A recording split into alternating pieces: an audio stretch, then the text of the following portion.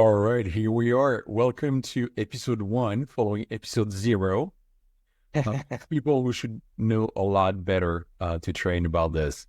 So today I'm stuck with doing the intro, and we're going to be talking a lot about training plans. And before we do this, we've been asked by powers that be to remind everybody exactly what entails an Ironman or what an Ironman entails. So I'm going to be doing metric, then I'll try the imperial system.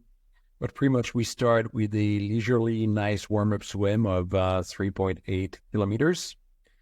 And then we get out of the water, get off, take our wetsuits off, and then we jump on a bike for 180 kilometers of nice bike riding around Les Sables.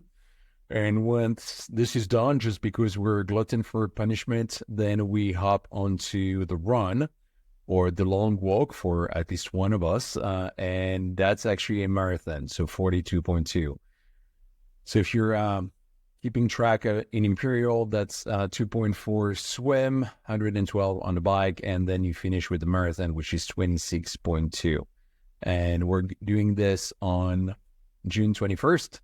Which is almost exactly 40 weeks from now, which also means that now Fabien and his very aerodynamic haircut has been working very, very hard on his workout plan, much harder than mine. So, before we start into workout plan, how has your training been going this week? What have you done? Yeah, if we can call it training so far. Did a bit of running, but it's been like 20, 30 minutes runs here and there. Did I don't know if it's my last social riding that I did, which was a 50K. I don't know how far it is in miles. Yesterday and today I did a longer run, which was 55 minutes in zone 2, which added up to be an hour and 20 minutes because I was going down, up, more up than down. But that was pretty much my week. I guess because I know that next week is kicking off, I took it easy. What about you? Me, I'd like to tell you I've done huge volume, but that would be a total lie. I've been spending quite a bit of time on the bike. I'm pretty around it's not that far, pretty 80K total on the bike, on the trainer. No, I was not playing Civilization at the same time before you ask. And my long run so far have been walking the dog, so really no huge effort, and the local pools are closed, so I even have a built-in excuse where I'm not going to go and jump in a lake this time of year. But you're right, at some point things have to get started. So why don't you talk about your approach to building that plan, going by that plan, because I fear people are going to be scared with my approach, rightfully so. So yeah, I try to do some planning, in different aspect of the triathlon. One is the pure training plan, which means exercising, actually running, cycling, and swimming.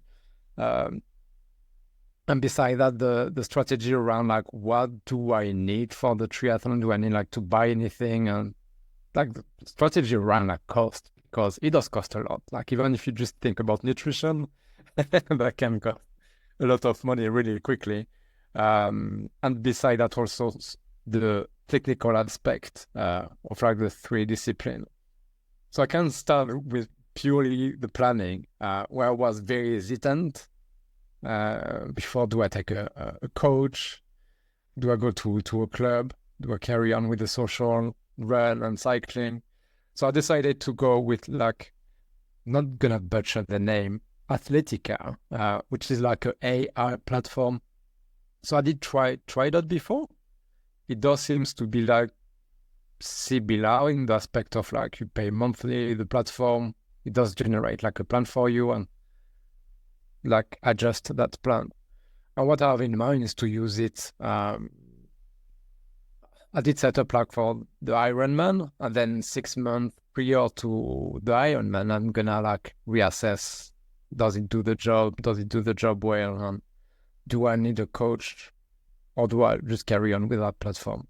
So that's purely with the platform. So you're going AI-based training all the way. You're trusting a chat-GPT to take you to the finish line?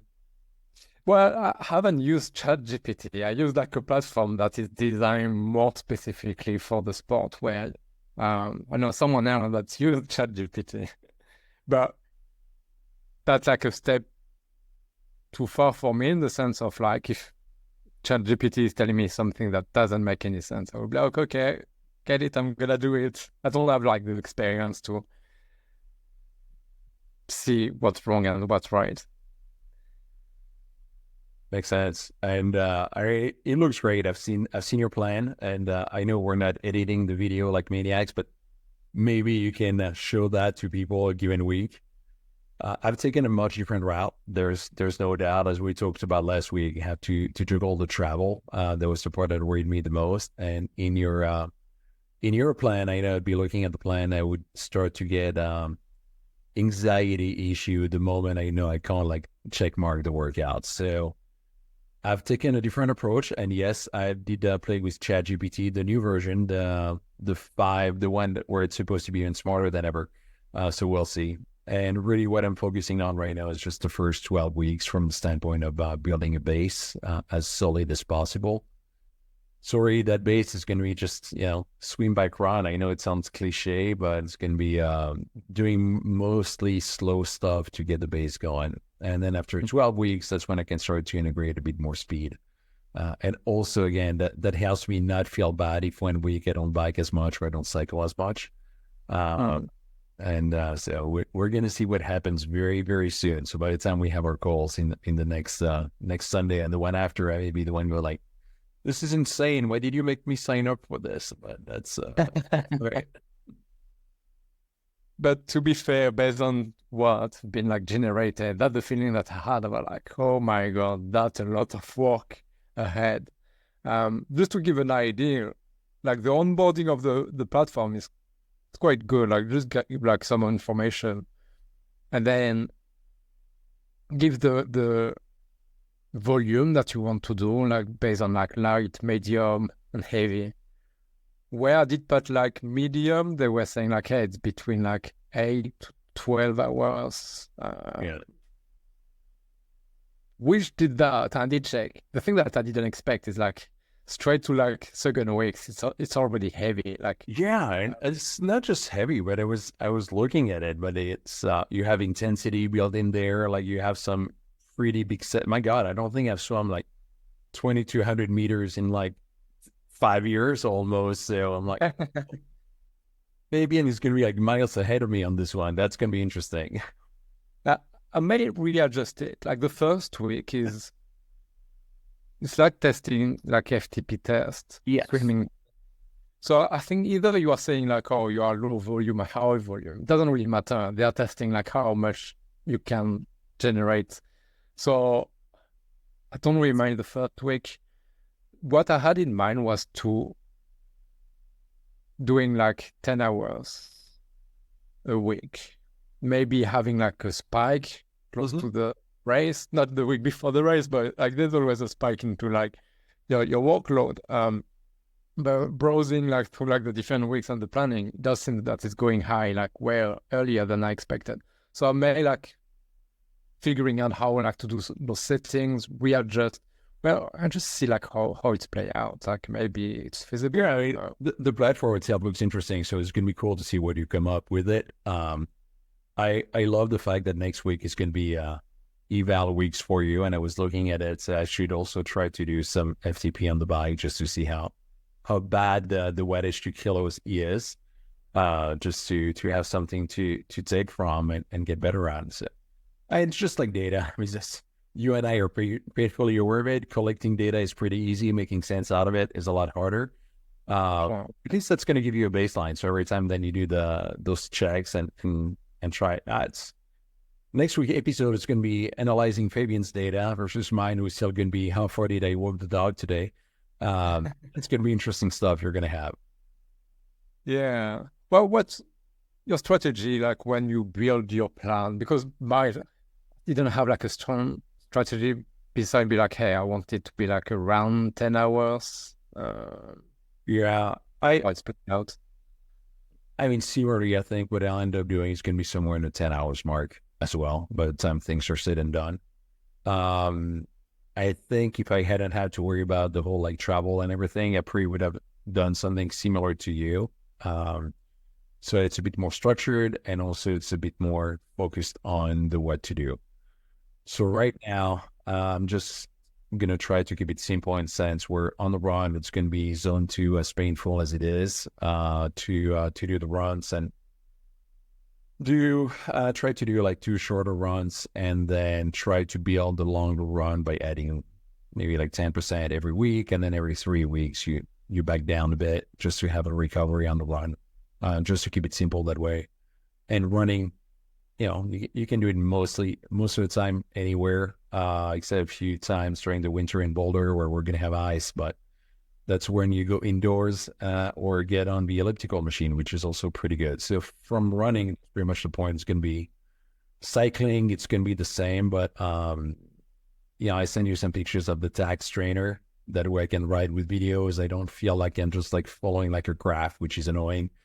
Yeah. So even though I'm technically not going to be doing intervals or anything like this, I can still be courses that have more contour and have to switch gear. The only thing I know I'm going to do on the bike is just to maintain a certain number of watts throughout training for now, which is why I was joking I should do the FTP test just to see how bad things are at, but maybe I'm going to pretend I'm still in shape and totally ignore this for the moment.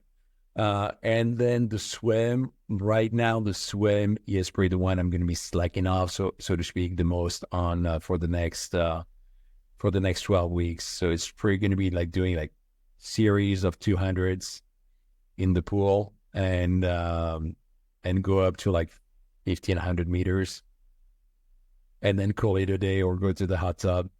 I figure I have the rest of the time to rebuild up the swim to this. It's probably the part that I'm worried about the least as well. So which may be a bad strategy to think this way. But we'll see. Yeah, I mean, like triathlon have that reputation where, although it's like the most fun part of triathlon, listening to people with experience, they're like that the least impactful for your race as well. Like you can see during the competition, people are not doing great at swimming, they can catch up like on the bike. Yeah, I mean, if you think about it, it's way unfair. The distance is way unfair. Where even if I swim like a maniac, maybe I'm going to be putting like 15, 20 minutes into someone. It's like 10 kilometers for someone on the run to catch up with me. So that's where it's unfair. No, I think for the pros, they're not going to lose. They're not going to win the race there. They can lose it. So that's why they still have to be decent swimmers. When you look at age group athletes, yeah, it's easier if you're ahead because you don't have to worry about as much of traffic and passing people. But all the good age groupers that I've seen, it's not something they worry about too much. They just want to go through the swim, don't get hurt, don't swallow too much water, don't get hit, and then get on the bike and get going. Yeah. Listening to you, it's very interesting because you have your side of challenge, which is like you're going to be like traveling and doing all those things, but you also have like your whole experience of like you went through that process before. Listening to you, like if it was my challenge to traveling and stuff like that, I should call it off. Like there's no way because I can hear from you, I'm like, oh, I'm going to do that type of volume, then increase, decrease. Like I went through that when I did like my sprint triathlon. Seems to be it's always the pattern. Like you do like some long ride, you do like some sort of like it's ride, but I can't come up with that's how you do it. And it does sound like on your side, like you. No, I mean you're 100%. But there are two things behind this. Again, the first one is that I have no delusion of grandeur. I'm not going to win this thing. I'll be. All I hope is that I finish within all the different cutoffs, and I'll be happy. Seriously. So that already takes a lot of structured training away. That's for one. And then because back when I was doing much more of it, and when I had people around me who were doing it at a super high level, they were hanging out with really good triathletes. I mean, we're talking people who won Hawaii numerous times and all of this. And it was interesting because those guys, maybe call them old school and everything, but they were very much look, it still comes down to swim back run. You need to be able to do the volume. And yes, you can plug in speed, and those guys were plugging in speed. There's no doubt about it. But if your body can handle the volume to begin with, there's no amount of speed you're going to be able to do. Like, I mean, same thing. If you want to go like 6 hours on the bike, you need to like do 30K. If you can't hold 30K for 6 hours, you can do all the intervals before this. You still need to go 180K. So that's where those things come in. And again, it's more going to be like a fun adventure and experience. And we'll see what happens. Just be nice when you pass me. Actually, you're not even going to pass me. You're going to be that far ahead because you're probably going to start with the younger group. So that'll be good. I wouldn't bet on that. Like, that's where I find interesting triathlon, like those kind of like longer distance. I think like when it's on the short side of things, like you can be explosive, you can be wrong with your nutrition, if there's any nutrition, and be fine. Like, more if like you're in your 20s, like you can be reckless. Yeah. On longer distance, I think that's where it does get like technical. Experience, multiple strength is like such a huge thing where it does. Like, for sure, you're not going to beat like professional. That's what they're doing like 24/7. They work on all the aspects. But when it comes like to like more regular people, regular athletes like us, feel like experience, like have a huge weight. There's a part, I think you're spot on. And the interesting part, if you look at the pros, there was that interesting case over the weekend on a like, those ultra trail running things when they go like 180 kilometers, like, now those guys are nuts. And they were saying that there was one guy who actually dropped out of the race and he disqualified himself. No one would have known if he had kept going. So ridiculing the ethics standpoint, but he had to eat and get warm outside of the regulated zone, the feed zone. And the part that was neat, like, he's a professional, but for him, he was like, I knew that I could not go 5 hours without food because that would be horrible for my body, for everything. And he was smart enough to say, no, I'll just drop, eat, and then leave to fight another day. There are a lot of pro triathletes, they stop if something is wrong. Whereas with us amateurs, sometimes people are like, my God, I spent all that money, I'm finishing no matter what. And the no matter what can become pretty pricey very quickly. So that's also where, as you said, like, the food part, the getting to the start line, and also mark my words, when you get into your taper period, like 2 weeks before the race, that's going to be interesting. So, how cool? Like, what do you mean? You're going to be the animal in the cage. All of a sudden, you're going to go from like doing like that much volume to like almost no volume. You're going to be questioning every single one of your choices. I was like, do I really need this, and that? It's going to be great.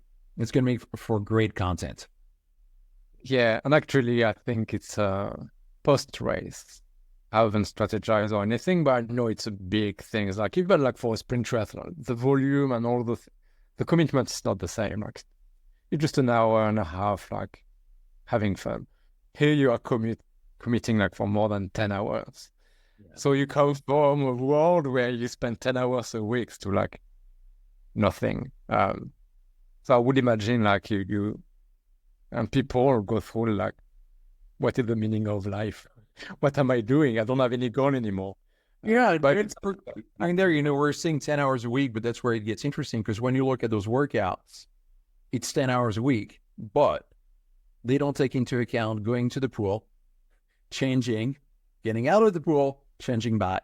Same thing with the bikes, same thing with the run. So the block is 1 hour, the block is 10 hours, but the amount of time it takes you to accomplish all those things is always a bit higher. And they also don't talk about nutrition. They don't talk about, stretching and recovering in between workouts. It's the old things that take your body further, but it's part of the fun.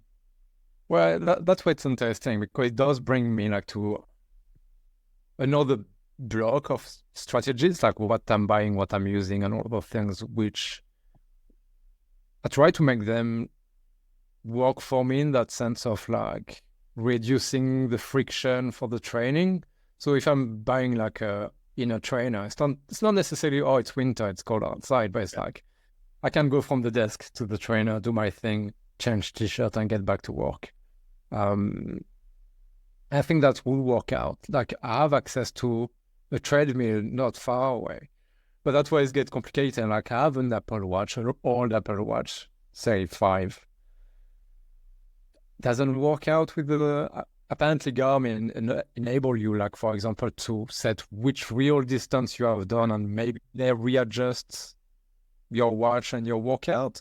But I'm like, with my current Apple Watch, if it's wrong on the watch, I'm uploading that to my plan. Yeah. I'm using AI-backed type of thing that interpret data that is completely wrong. I'm like, okay, a watch is maybe something that I need to invest. To be fair, my Apple Watch wouldn't make to like a whole Ironman. But that's how I like to balance, like, what do I really need? Because I feel sometimes with triathlon, you can be caught up with, oh God, it's like that triathlon is the ultimate shopping experience. I mean, there's a product that you can buy for it. It's no, it's nonstop. So it's true, like figuring out what you have to buy. I mean, you know, I'm a huge fan of my Coros watch. And by the way, we're not endorsed by any of those companies, nor sponsored by them, though I would love to. Yeah, I got my Coros watch, which I really like. I think if I were to buy something right now, I would seriously consider a power meter in the pedals, in the cranks. Sorry, in the pedals, not in the cranks, in the spindle, because then it means I can take it when I travel, and I can be at least consistent on the type of wattage that I use, because that varies a lot, and for the bike, that's important. Those are the two main things. I mean, yeah, I would love an Aero Tri bike, but that's not in the budget at the moment. So yeah, you can spend a lot of money very quickly on those things. Yeah, I thought about the power pedal as well. The way it didn't make sense to me is like, if you take like a smart trainer that already do that thing. So I see some people advising to take like a dumb trainer plus the pedal. But then I'm like, okay, I bought like a dumb trainer to buy a smart trainer later on. Like I'm throwing like money down there. I don't want to go down to be like, okay, let's sell the old one and buy. I don't know. Well, like, the only reason I can think of the pedal in the situation you're describing is that if you start training on indoor on the trainer, it makes training with wattage very easy. And training with wattage on the bike is probably the most effective way to train, because, as you said, when you're on a group ride, you have the stop signs, you have the red lights, you have traffic, you have turns. You're never really going to be consistent for a long amount of time. So that's where the pedals are cool. But then if you don't have pedals on race day, you are screwed. And that's where I like to do one with those things, to see if it makes a real difference or not. Yeah, that's my plan too. Like, I can't wait before race day to get like a power pedal and use it like for the race. Like the watch is more like a immediate, but I'm gonna use the Peloton bike for a short amount of time.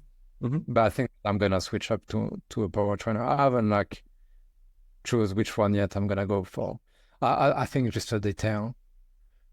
But equally, like you were saying, like the time to go into training, like swimming pool, like that the same. I had to buy like some lights for my bike. But so it's like money again. I'm like, okay, now I can go safely to the swimming pool, coming back from the swimming pool. Yeah, I mean, it's the old things, but those things take time, and you have to take them into account. Yeah. I'm gonna hate myself, but I'm gonna go swimming at 7 a.m. tomorrow. That's when I wake up usually. I'm not ready for it. And so weird. It's like, okay. Well, I'm doing like this, and I'm going to have the dog waking me up around the same time to go for a walk. So I'll be sharing your pain remotely. Yeah, I would probably go by bike just to reduce the commute to the swimming pool. I think it's quite short, like 5 to 10 minutes to get there and get back. And we're gonna see, like, maybe I'm gonna love it, but I'm not really a morning person. Well, it's going to be interesting to see how much you can keep up with your training. That's for sure. Yeah. So that's gonna be like my strategy about like what I'm gonna buy. I think the big two things, like the watch and the power trainer. Yeah. Well, that's going to be some interesting things for sure. Yeah. So, when we catch up, we're going to be reviewing all your training files and tests and FTP. That's going to be great. Yeah. I will try to have a few more, at least like 1 or 2 sessions done, so I don't feel too bad about things. Yeah. And the last thing about my strategy is like around skills. So I have like my bike fit planned. I will probably like do it like start of next year because I don't have like much day off. So I will expect them like to help to answer all my question about like technical and power pedals and all the movement, all those things. On the running, I have like I can book like another, how it's called, like gate running thing. Yeah. I would have gotten like with your course. I think my running skill have changed like a lot since the last time. So it would be interesting like to hear from them like any feedback. The only one remaining is like swimming, where I'll just like learn through like video and stuff, where I have like an okay level. I think during my sprint triathlon in like 2 minutes for 100 over 750, which it's fine. It's probably more likely to be a pace for like an Ironman. Like I don't expect to go back way faster. But during the training, I saw some of the training where they go faster than that. They're expecting like to. I don't know if I can go. Because the other thing with swimming, I swim on my own. Like, with running, they like go to that pace and stuff, and you can look at your watch. You can increase the treadmill and stuff. In the swimming pool, you just have nothing. I don't know. On the swimming pool, there's a gizmo. I think you should. I don't have it here because I actually loaned it to someone who's swimming a lot right now. It's called the Tempo Trainer by Phoenix, and that works great, especially when you start. That way you don't even have to think about it. You just plug in under your hat, your cap, sorry, and then you start to swim, and that just like rhythm, and it's good. So it does give you the pace, but it doesn't correct you on your style, on pushing stronger, on all those things. Right. What I'm gonna do there, like I'll do like 400, I believe, like all out. I'm gonna put like to 50 stroke per minute.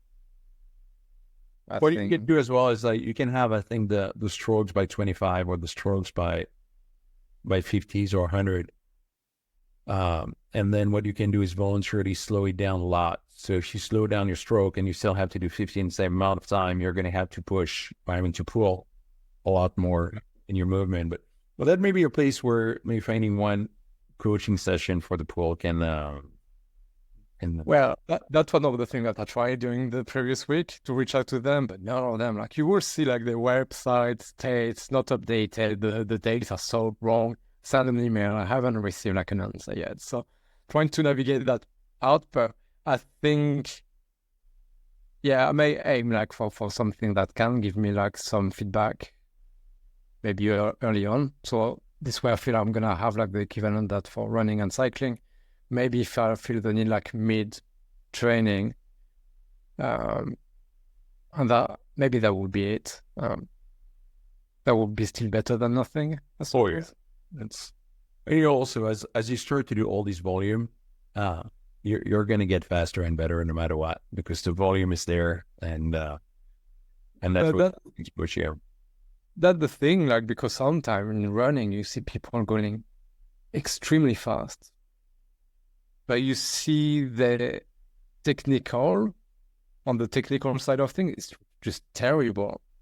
That kind of thing that for once in my life, I'd love to be able to say I went fast, and even if I look horrible, so I know looking good is important, but when it comes to running, it's like whatever gets me to that finish line the fastest, that's going to be my technique. That's fine.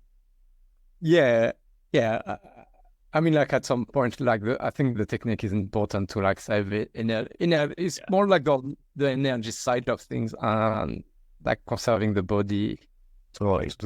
Like I don't want to ruin my knees just to go fast. No, it's not worth it. It's not worth it. I would rather being technically correct and slower. look after my body. Yeah, No, that way you can do another one after this and some more. So that's here we go. this is pretty nice. Next time is gonna be motivating you. There you go.